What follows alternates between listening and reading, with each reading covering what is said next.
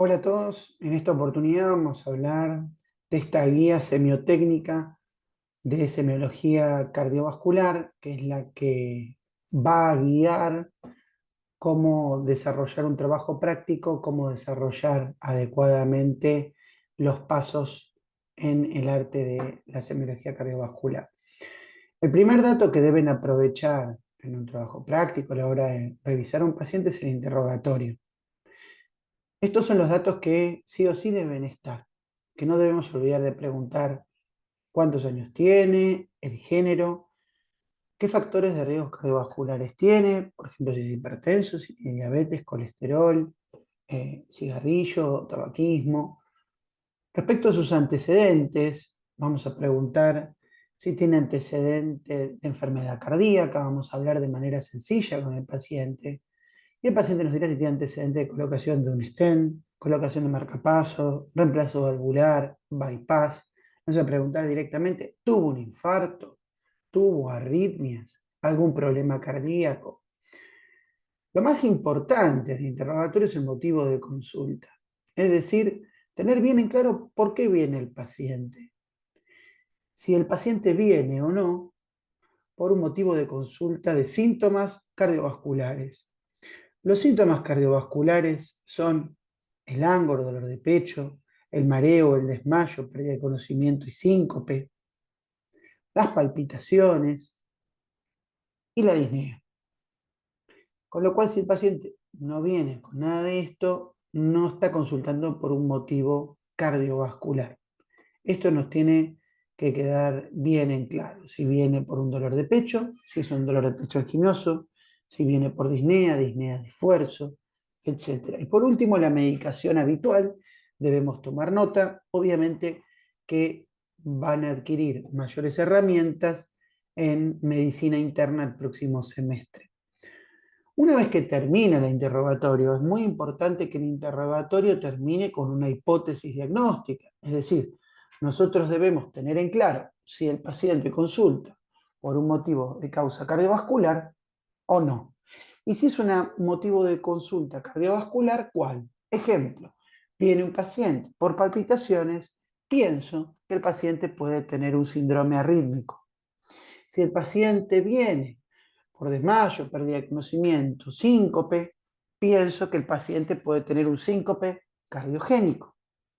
Si el paciente viene por un dolor de pecho, me debe quedar en claro si es un dolor de pecho traumático por un golpe o es un dolor de pecho anginoso que se convierta en un síndrome coronario agudo o un dolor de características pleuríticas, pericárdicas quiero decir, o de patología aórtica. O sea que al terminar el interrogatorio, yo debo tener al menos una hipótesis diagnóstica inicial. Luego comienza el examen físico. El primer paso del examen físico en cualquier semiología son los signos vitales. Es decir, tomar la presión arterial, la frecuencia cardíaca, la frecuencia respiratoria y la temperatura del paciente.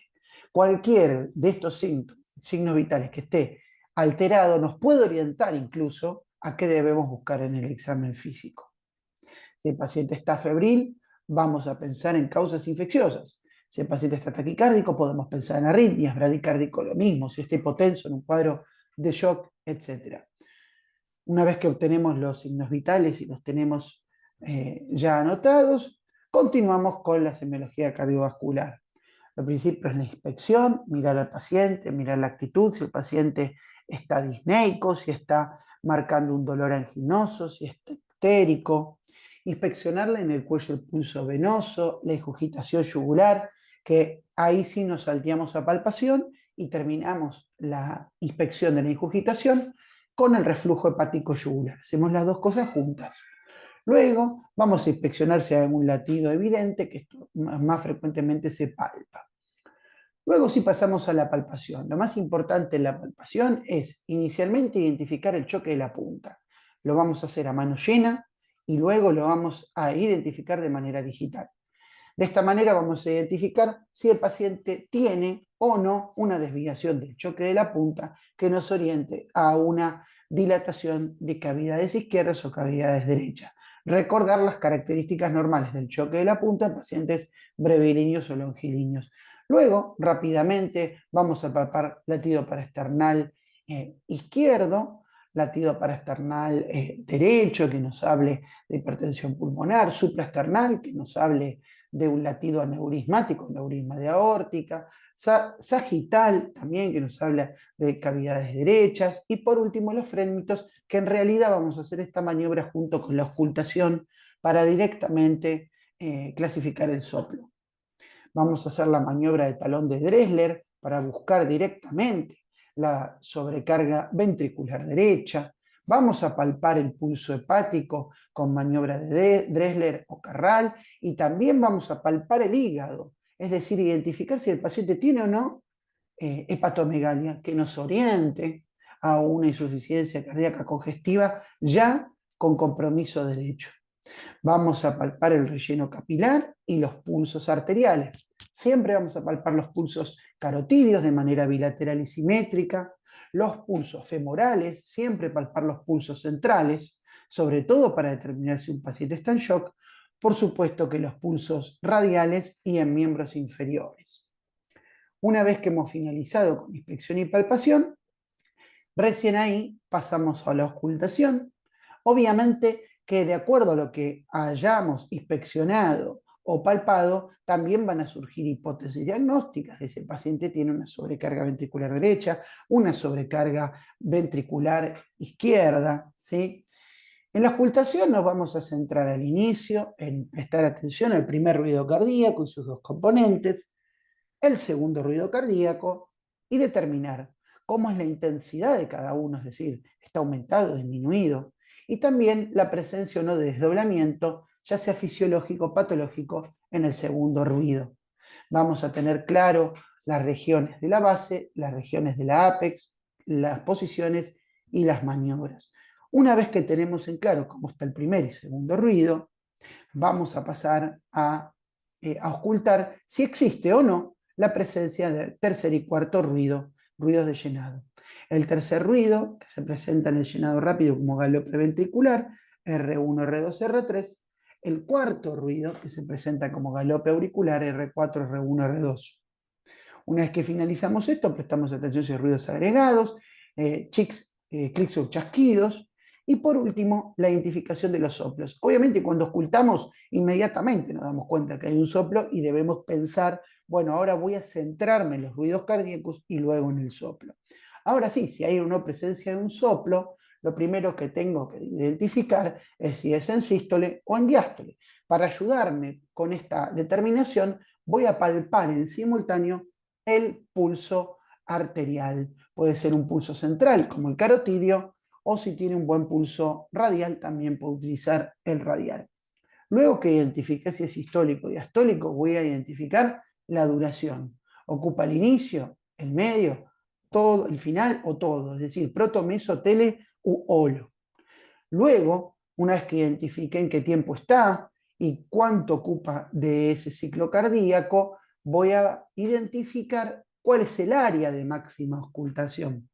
En la base, en el ápex. Luego clasifico la intensidad con la escala de Levin de 1 a 6.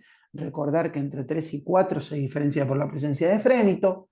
Una vez que identifiqué el área de máxima ocultación, me pregunto, ¿empieza y termina aquí o va hacia algún lado? Es decir, si hay irradiación. ¿Irradia hacia la axila? ¿Irradia hacia las carótidas? ¿Sí? ¿O empieza y termina en el mismo lugar?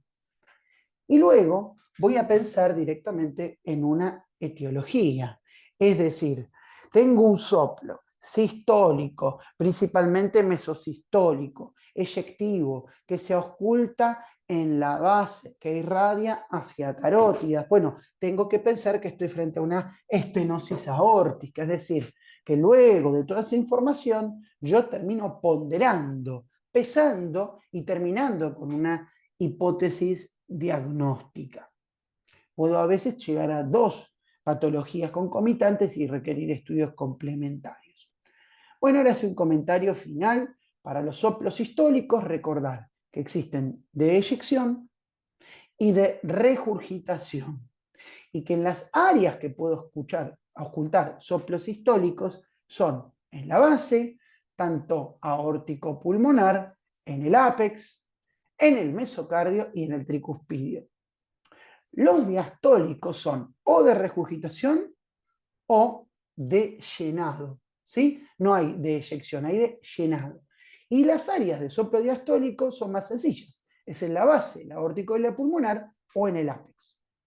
Recordar las maniobras de Payón, Harvey, Basulay, los decúbitos, para aumentar o no la sospecha de un determinado soplo, la maniobra de Rivero-Carvalho, que aumenta en soplos derechos, la de Valsalva, el hand grip y por último soplos continuos o cistos diastólicos.